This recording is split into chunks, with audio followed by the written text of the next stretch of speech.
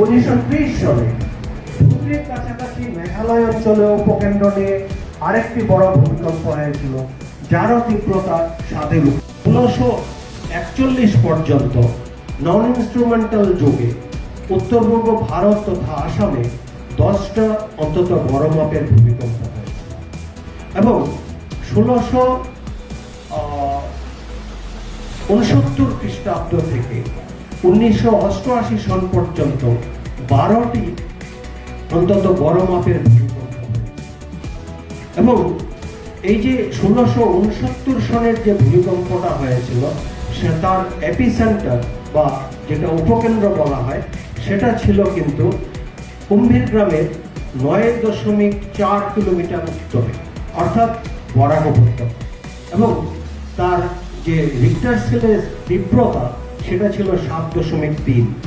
এ ধরনের বড় ভূমিকম্প হলে আশেপাশে সর্বত্র ক্ষতিগ্রস্ত হয়।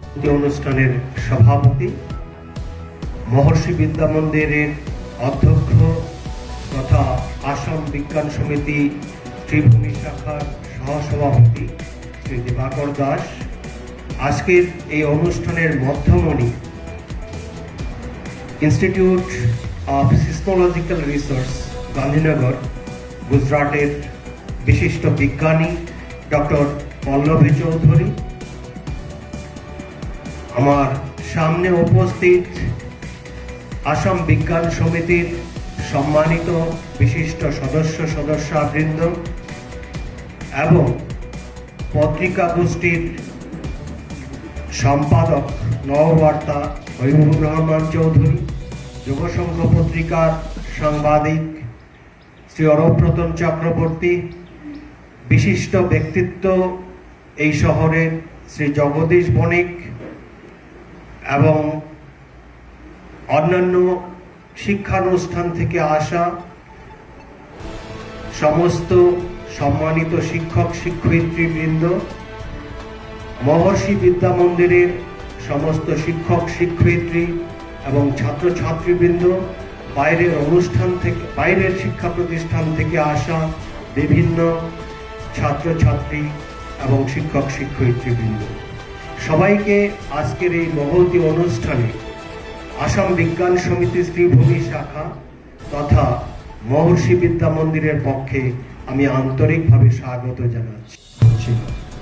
বিভিন্ন মাত্রায়, যদিও সেগুলো খুব বেশি মাত্রার ছিল না, কিন্তু সেই ভূমিকম্প হচ্ছিল এবং বরাক উপত্যকার পত্রপত্রিকাগুলোতে এ নিয়ে আশঙ্কা ব্যক্ত করা হচ্ছিল, কারণ প্রতিটি ভূমিকম্পের আগে, বড় ভূমিকম্পের আগে এ ধরনের ছোট ছোট কিছু ভূমিকম্প হয়, যাদেরকে সেটা পল্লবী বলবেন যে প্রি-শক বলা হয়, এবং কখনো কখনো যেটা বড় ভূমিকম্পের পরেও আফটার শক, এই ধরনের ছোট ছোট ভূমিকম্প। Graduation in physics from Karimganj College, also completed her master's degree from Tezpur University and accomplished her PhD from Tezpur University. She is now currently working as a senior scientist in the Institute of Seismological Research, Gandhinagar, Gujarat. Let us all welcome our today's guest speaker with a huge round of applause, Dr. Pallavi Chaudhary ma'am. We shall now request Krishna madam and Nilojit sir to felicitate our today's guest.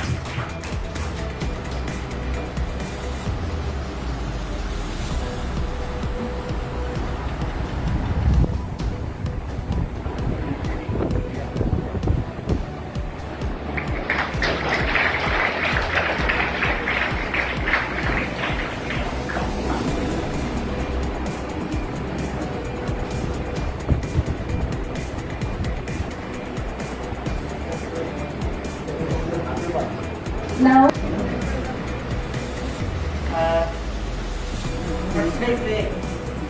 আমি যখন enter করলাম, এত সুন্দর পরিবেশ, beautiful campus, তারপরে এখানে আসার পরে রবীন্দ্রসঙ্গীত, আমার সব রেসপেক্টেবল টিচার্স, নিয়মত sir, Soumitra sir, Bijon sir, Mrinal sir, ম্যাডামরা সব বসে আছেন। With barefoot I enter in this room. আমার মনে হচ্ছে আমি একটা I am sitting in a temple, এরকম আমার একটা ফিলিং হচ্ছে। অ্যান্ড আজকে আমাকে ডাকা হয়েছে এখানে কিছু বলার জন্য আর্থকুইকের বিষয়ে।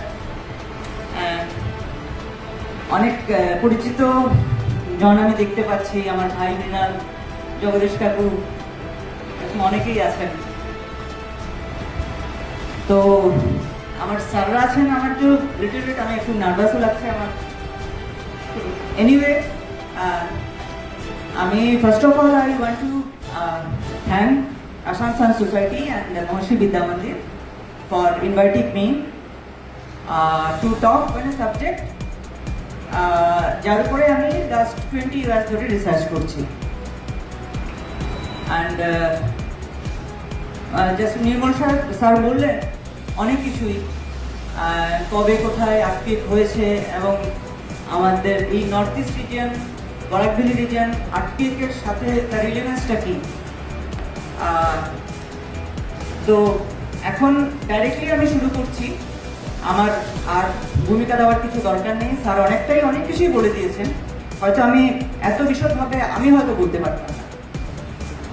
সো স্যার যেটা বললেন যে আর্টকুইক, নর্থ ইস্টে আর্টকুইকের রেলেভেন্সটা কী, আমি সেটা নিয়ে একটু কথা বলবো। আর্টকুইক সায়েন্সটা কী সেটা নিয়ে একটু কথা বলবো। Earthquake, what are risks involved, especially in Northeast Asia, and most importantly, what is the preparedness? Okay, so based on that, my title of my talk is Earthquake in Northeast India: Science, Risk and Preparedness. Next. So before going to Northeast India, just I will take 2 slides to talk about the science of earthquake. I know maybe all of you might be knowing what is the science of earthquakes, why earthquakes happens.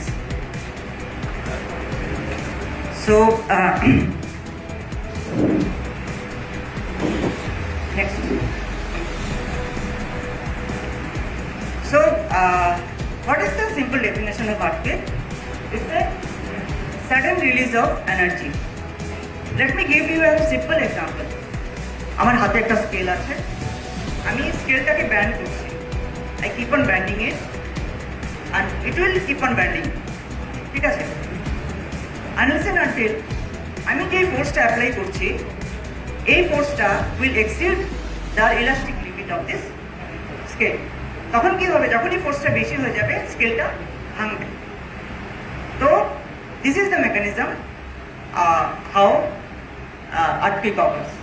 This is called, in science, this is called elastic rebounding. তো তারপরে আমরা যেটা earthquake যেটা feel করি, ঠিক আছে, ভেঙে গেল, এনার্জি রিলিজ হলো, কিন্তু আমরা যেটা আর্থকুইক ফিল করি, এনার্জিটা রিলিজ হয়, এই আর্থকুইক যে ফোকাসটা আছে এখান থেকে সিসমিক ওয়েভ ট্রান্সমিট করে। যখন সিসমিক ওয়েভ চলাচল করে তখন আমরা সেই শেকিংটা ফিল করি and we say that okay there is an earthquake. Okay, তো আর্থকুইক ইজ অ্যাসোসিয়েটেড, তোমরা হয়তো ফল্টও নিশ্চয়ই জানো, earthquake associated with fault movement. আমি যে স্কেলের কথা বললাম, সাপোজ 2টা ব্লক আছে, 2টা ব্লকের মধ্যে একটা ক্রমাগত কিছু শক্তি জমা হচ্ছে। যখনই এই এনার্জিটা রিলিজ হলো, তখন কি হলো, এই ব্লক দুটো ডিসপ্লেস করলো। তো একটা লাইন থাকবে যেখানে ব্লক দুটো ডিসপ্লেস করবে, সেই লাইনটাকে আমরা ফল্ট বলবো। Fault is a means from where earthquake generate. So যখনই আর্থকুইক হবে তখনই আমরা বলবো যে না, there is an fault. Okay,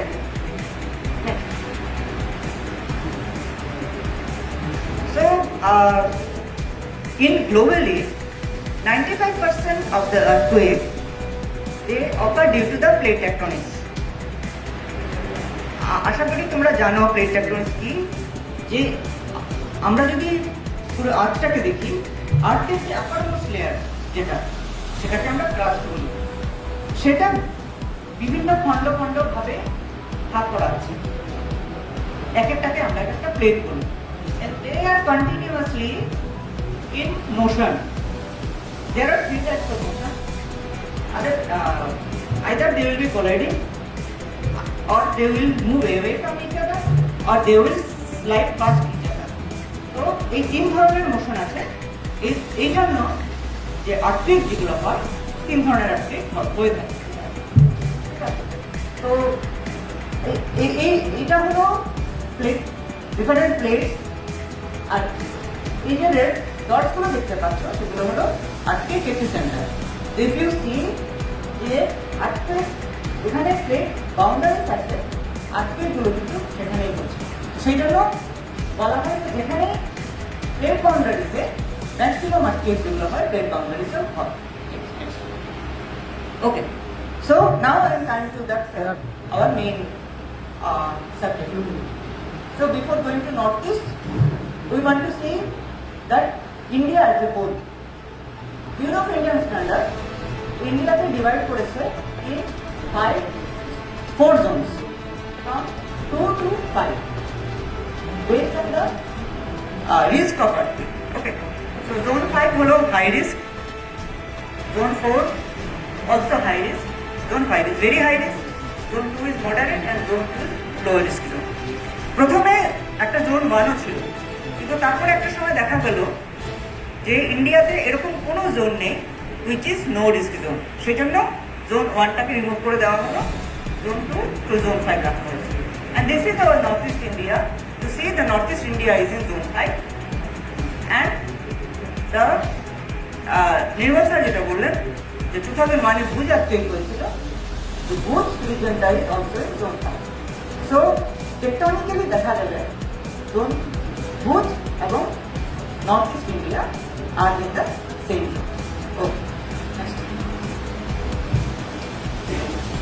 and this is the tectonic map of North East India. আমি যেটা বললাম fault, this red dot line, this all are faults. এই হলো পুরো north East India. Can you count how many faults are there? Earthquakes যে মানে historical time থেকে এখনো অবধি যে হয়ে আসছে, সেটা কেন হয়ে আসছে? Because of the presence of fault. এবং এই ফল্টগুলো অ্যাক্টিভ কিনা সেটা আমরা কি করে বুঝবো? যখন আমরা তার উপরে আর্থকুয়েক প্লট করব। তো আমি এখানে লোকেশন প্লট করেছি, এটা হলো করিমগঞ্জ শ্রীভূমি লোকেশন, এটা হলো শিলচরের লোকেশন। তো এখানে যদি there are so many number of faults, এবং এই যে ড্যাশ লাইনগুলো আছে, these are called lineaments. Lineaments is nothing but a linear feature. যখন আমরা স্যাটেলাইট থেকে দেখি নিচে, তখন আমরা কিছু লিনিয়ার ফিচার দেখি। তো linear feature, it may be a fault, it may not be a fault. যদি কোনো রিভার্স স্ট্রিম হয়, সেটাও লিনিয়ামেন্ট হতে পারে। তো সেটাকে আমরা এটা ফল্ট কি ফল্ট না সেটা দেখার জন্য there are different techniques, there are different methods. Okay, next. ঠিক আছে,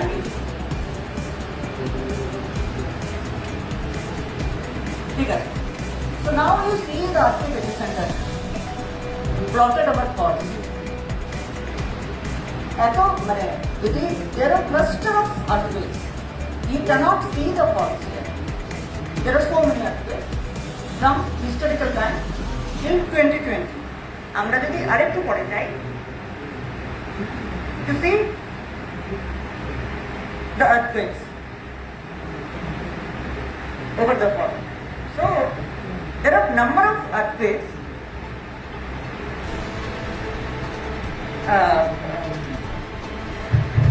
earthquakes are very common in North East India. Okay, so then we ask why the North East India is seismically active. Number 1 is plate boundary interaction. আমি বললাম যে plate বাউন্ডারিতে earthquake বেশি হয়, আর north east ইন্ডিয়াতে there are 2 kind of plate boundary interaction. Okay. Number 2 is complex tectonic setting. মানে presence of active faults. There are so many active faults. Number 3 is high strain accumulation. সেটা আমি একটু পরে explain করছি। History of great earthquakes. Great earthquakes বলা হয় যার magnitude 8 থেকে বেশি থাকে। 1987 Shillong earthquake, 1950 Assam earthquake, and most importantly side effect. এখানে যা লোকাল জিওলজি আছে সেটাকে বলা হয় এলুভিয়াম, ঠিক এলুভিয়াম কভার। যখনই এই রকমের জিওলজি থাকে, যেখানে এলুভিয়াম থাকে, এখানে কোনো আর্থকুয়েক গেলে আর্থকুয়েক ওয়েভটা যখন এর মধ্যে দিয়ে পাস হয় অনেক বেশি এমপ্লিফাই হয়, সেজন্য শিপিংটাও অনেক বেশি হয়, ফিল্ডটাও অনেক বেশি হয়। অনেক সময় সেজন্য ছোটো ছোটো আর্থকুয়েক, কিছুদিন আগে 12 এপ্রিল লাগে যারা earthquake 4.2 or 4.3 magnitude, but many people felt ইট। এক নম্বর কারণ হলো এটা খুব শ্যালো ডেপথে হয়েছে, 5 কিলোমিটার ডেপথে, আর number 2 because of the thick alluvium cover. Okay, I will play one video. It will maybe you can realize it better.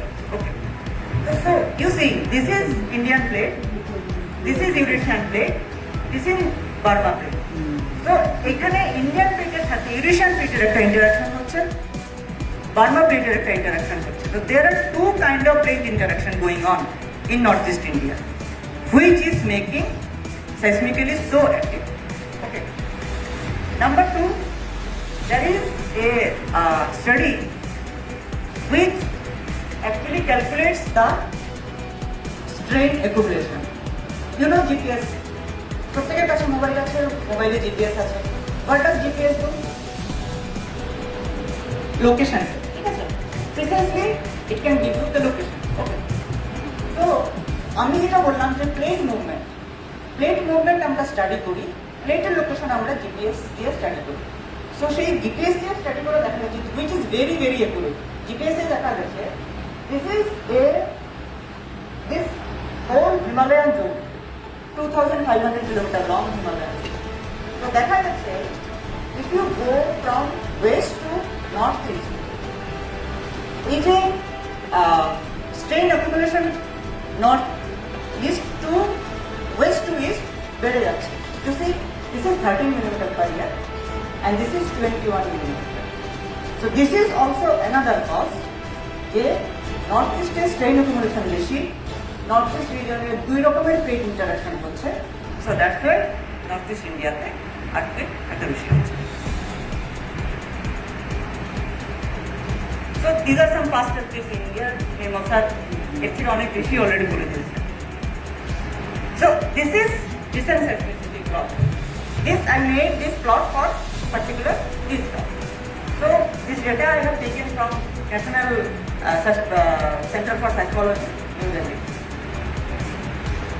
এটা হলো Sribhumi location, this is Hailakandi, this is Silchar. Okay. And আমি এখানে earthquake plot করেছি from June 2024 to April 2026. And এটা মোটামুটি border থেকে 150 kilometre রেডিয়াসের মধ্যে আমি ফেলেছি। ওকে, তো দেখার জন্য যে what is the spatial distribution of earthquakes. Okay, so earthquake magnitude from 2 to 5. So you see, in like less than 2 years, there are so many earthquakes here. And you see, there are so many small faults, small faults. I don't know if it is very much visible to you. Like yellow lines, these are called lineaments, and the red lines, these are called faults. Okay. So, এখানে earthquake কেন হবে সেটার কারণ হলো এখানে এত বেশি fault আছে, and খুব সম্ভবত this is one lineament. এই যে 2000 কিছুদিন আগে যে আর্থকুয়েকটা হলো, this has occurred along this lineament এইখানে হয়েছে। আর এছাড়াও এখানে আরো অন্যান্য অনেক আর্থকুয়েকস হয়েছে গত 2 বছরে। ওকে, তো but one good news is এই যে লিনিয়ামেন্টটা আছে এটা লেন্থটা খুব বেশি না, I think this will be about 30 kilometre. তো that is a relation between fault length and magnitude of the earthquake. Okay. So, and fault length যদি বাড়ে this is directly proportional. Magnitude যদি বাড়ে, আর্থকুইকের ফল্ট লাইন যদি বাড়ে, ম্যাগনিটিউডও বাড়বে। তো এত ছোট fault, if it is active, it's not a fault, it's a lineament. যদি এটা অ্যাক্টিভ হয়, তাহলে এই যে লিনিয়ারমেন্টটা, it can not generate an earthquake of magnitude greater than 5। Okay, তো this is one good news, যে যেই লিনিয়ারমেন্টটা আমাদের খুব কাছে আছে জিওগ্রাফিক্যালি, কিন্তু সেটা হাই ম্যাগনিটিউডের বেশি আর্থকুইক জেনারেট করতে পারবে না। But this good news should be taken with a pinch of caution. সেটা হলো, এটা না হলো there are so many faults, long faults, Sylhet fault, Dauki fault, and here in Manipur. তো এইখানে যদি কোনো আর্থকুইক আসে along this fault, এগুলো ম্যাগনিটিউড কিন্তু অনেক বেশি হবে, ফিল্ডটা অনেক বেশি হবে, ড্যামেজটা অনেক বেশি হবে। ওকে, সো আরেকটা অ্যানালাইসিস, সেটা হলো টেম্পোরাল। 2026, 25, 24.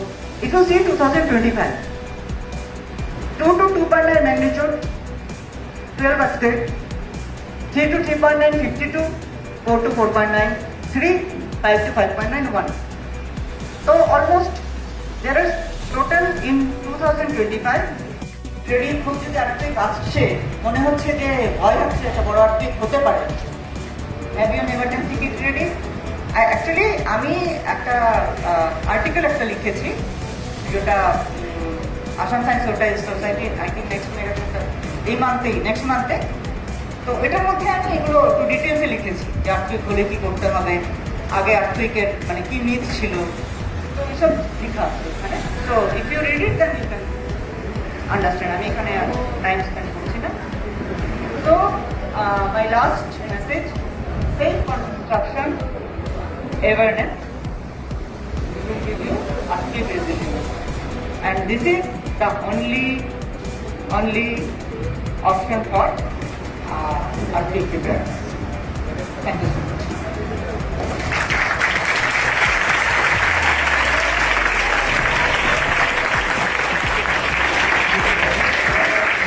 Particularly বরাকভ্যালিতে যেটা আছে, তো যখনই ওয়েভ ট্রাভেল করে তখন যে রক হয় ওখানে এত অ্যাম্পলিফিকেশন হয় না, সয়েলের মধ্যে অনেক বেশি হয়। তো সেটাতে বোঝা যায় যে এখানে যদি আর্থিক ছোটোখাটো আর্থিকই আশপাশে কোথাও হয়, এখানে এত বেশি ফিল কেন হয়? বিকজ অফ দ্যাট এখানে আমার এখানে যে লোকাল জিওলজি যেটা সেটা। ওকে, এখন আমি যে বলছি বারবার যে আর্থিক সেফ হতে হবে, বিল্ডিংকে আর্থিক সেফ হতে হবে, তাতে লাভ হয়? ইয়েস, দেয়ার আর এক্সাম্পল। জাপানে যখন 2011-এ আর্থিক এসেছিল, দ্যাট ওয়াজ 9 ম্যাগনিটিউড, হিউজ। কিন্তু সেই ম্যাগনিটিউডের তুলনায় যতটুকু লস হওয়ার কথা ততটুকু কিন্তু হয়নি, বিকজ দে ফলো কোড। চিলিতেও সেম, ইউএসএতেও সেম। এখন we see the case of India. ইন্ডিয়াতে আমাদের কোড আছে, বিল্ডিং কোড আছে। এটা 1962-তে স্টার্ট হয়েছে, তারপরে রিভাইজ হয়েছে 1966, 70, 75। একটা করে আর্থকুইক হয়, কোড রিভাইজ হয়। 2025-এ আবার কোড রিভাইজ হয়েছে, কিন্তু ফর সাম রিজন এটা উইথড্র করা হয়েছে। এবং 2025-এ যখন কোড রিভাইজ হয়েছে, north East India has been placed in zone 6। আগে সেটা জোন 5 ছিল, এটা জোন 6 হয়ে গেছে। যাই হোক, সেটা উইথড্র করা হয়েছে। তো এখন আর্থকুইক সেফ বিল্ডিং এর জন্য রেসপন্সিবিলিটি কার? অবশ্যই ওনারের রেসপন্সিবিলিটি, বিল্ডারের রেসপন্সিবিলিটি আছে। ওনারের রেসপন্সিবিলিটি হলো যে স্ট্রাকচারাল ড্রয়িং অ্যাপ্রুভ করতে হবে, যেটার মধ্যে প্রপার সেসমিক ডিটেইলিং থাকবে, allocate sufficient budget for seismic safety, simple design রাখার জন্য prioritize safety over aesthetic. আমরা ইন্টেরিয়রে এত খরচা না করে সেই খরচাটা আমরা সেফটির জন্য করব। বিল্ডারের রেসপন্সিবিলিটি হলো strictly follow structural drawing, seismic detailing, maintain quality of material, cement, steel, concrete সবকিছু, implement good practice and maintain quality check. General যদি কোনো কোয়েরিজ থাকে রিগার্ডিং আর্কিটেক্ট তো ওনাকে বলতে পারেন।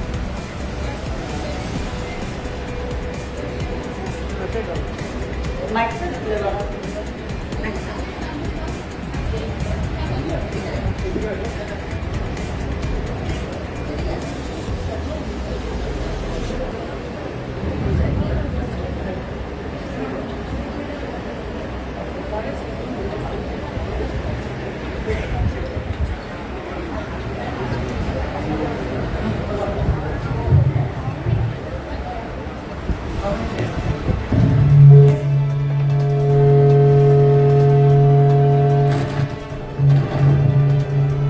This is important. And you know, the cost of earthquake resistance not much. যদি seismic zone 5-এ থাকে, আমরা যেরকম বরাক পেয়েছি আমরা সেসমিক জোন 5-এ আছি, 8% অফ নর্মাল এস্টিমেটেড কস্ট। আমরা যেটা বিল্ডিং ডিজাইন করার জন্য মানে এস্থেটিক্সের জন্য আমরা যেটা খরচা করি, দ্যাট ইজ অনেক সময় 10%, 20% অফ দ্য বিল্ডিং কস্ট হয়ে যায়। সেটা আমরা না করে আমরা সিম্পল ডিজাইন রেখে আমরা যদি সেফটির দিকে বেশি কনসেন্ট্রেট করি, তাইলে কি হবে, আর্থকুইক গেলেও আমাদের মধ্যে সেই ভয়টা আর থাকবে না। নাম্বার 1, এটা just show you that this is a Parle G biscuit, 5 টাকা একটা বিস্কিট। Ingredients written with flour, sugar, vegetable oil, everything. আমরা লাখ কোটি টাকার বিল্ডিং কিনি, আমরা জানি না আমাদের বিল্ডিংটা কি ম্যাটেরিয়ালের তৈরি, বিল্ডিং এর ডিজাইন কোড কমপ্লায়েন্ট কিনা, আমরা কিছুই জানি না। Cyclone, flood, fire, landslide, tsunami. But you tell me which one is natural disaster? আজকে natural disaster, cyclone, natural flood, fire, natural man-made both, landslide, natural, tsunami, natural. Okay. So, someone said fire, natural and man-made both, and all are natural disaster. Okay. So let's take example of earthquake, flood, and fire. Okay. So এখানে এই রুমটার মধ্যে এখন earthquake উপর lecture চলছে। মনে করো হঠাৎ আর্থকুইক এলো, তখন সবাই কি করবে? Will stay in this room or will go out? Okay. এখন যদি ফ্লাড আসে তাহলে কি করবে? Will stay. যদি ফায়ার আগুন লেগে যায় তাহলে কি করবে? Will go out. So fire is a man-made disaster and you will go out. You will go out where? In a open space. Okay. Open space হলো কি? We are going to nature. ঠিক আছে? Flood. যখন flood হচ্ছে, you are not going to nature. You are staying inside. কিন্তু যখন earthquake হচ্ছে, you are going to nature. You are not staying inside. তো আর্থকুইক যদি ন্যাচারাল ডিজাস্টার হয়, অ্যান্ড যখন আর্থকুইক গেলেও তুমি ন্যাচারাল কাছেই গেলে, ইজন্ট ইট স্ট্রেঞ্জ? যখন ফায়ার আগুন লাগলো তখন তুমি ঘরে না থেকে বাইরে গেলে, নেচারের কাছে গেলে, because it's a man-made disaster. কিন্তু যখন আর্থকুইক তুমি বলছো যে earthquake is a natural disaster, but যখন আর্থকুইক হলো তুমি নেচারের গেলে, কাছে গেলে। তো I will say it in a different way. Earthquake and natural threats, disaster is man-made. কারণ এই যে বিল্ডিংটা আমরা কেন বাইরে যাচ্ছি? Because we have a fear that the building will collapse, isn't it? That's why to save ourselves we are going out. বিল্ডিংটা কে তৈরি করেছে? উই। তো যে ডিজাস্টারটা হচ্ছে that is a man made disaster, but earthquake is a natural threat. Earthquake কখনো earthquake don't kill people. লোক কেন মারা যায়? বিকজ দ্য বিল্ডিং কোলাপস, যা যা স্ট্রাকচার আছে এগুলো কোলাপস করে, সেই জন্য লাইফ লস, প্রপার্টি লস সব কিছুই। ওকে, তো স্যার যেটা বলছিলেন যে সবাই জিজ্ঞেস করে যে আর্থকুয়েক প্রেডিক্ট করা যায় কিনা, আর্থকুয়েক স্টপ করা যায় কিনা। No, till now there is no science that can predict earthquake. Okay, we cannot stop earthquake. আমরা প্রেডিক্টও করতে পারবো না, আমরা স্টপও করতে পারবো না, কিন্তু আমরা কি করতে পারবো? আর্থকুয়েক যে ডিজাস্টার যেটার জন্য হয় সেটার উপরে আমরা কাজ করতে পারবো। We can prevent collapses of the structure. How? By adopting good technology and good strategy.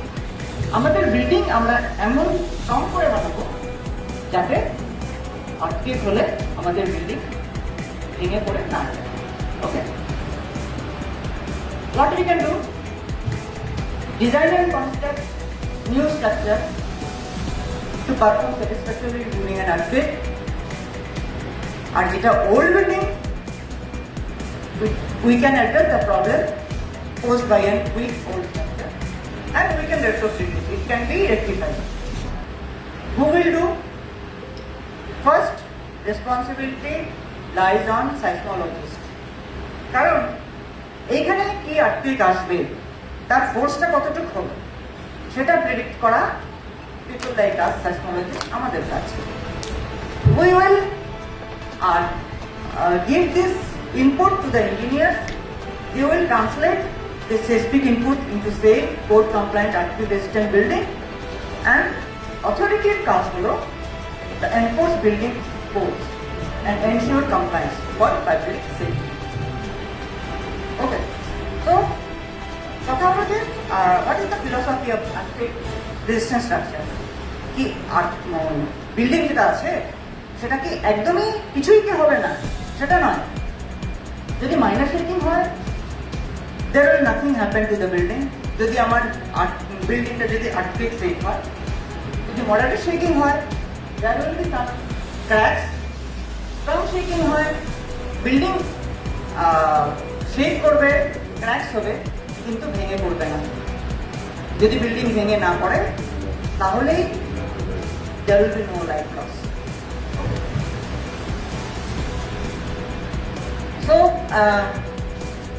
actually I work in, as I said, I work in a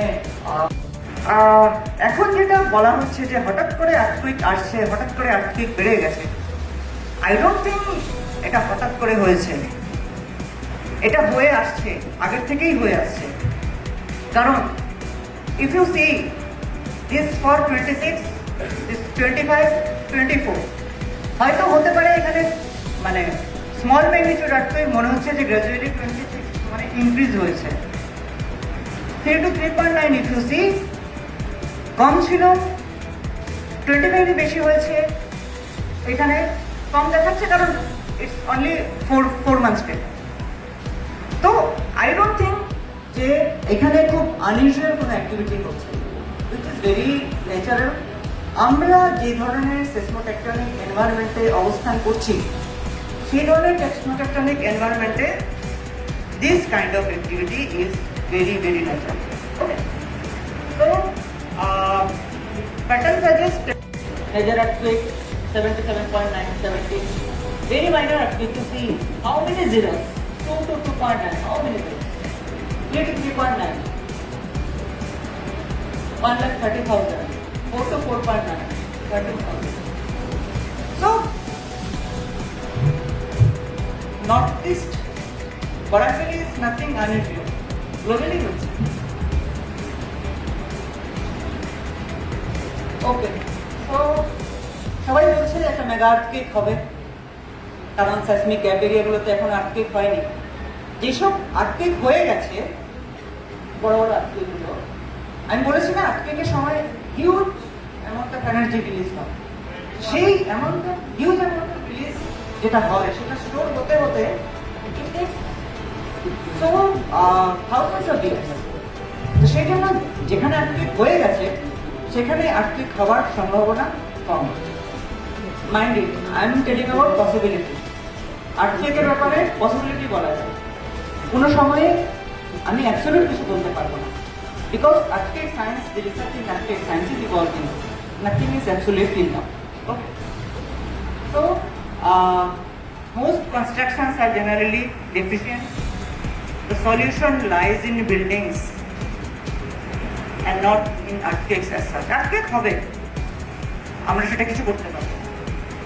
Need urgent intervention in building industry. কারা কারা stake holder আমি already দেখিয়েছি। Okay, তো basic principle for seismic designs of buildings, building owner, architect, civil engineer, এদের মধ্যে to have good interaction. Good interaction না হলে কি হবে? And team work.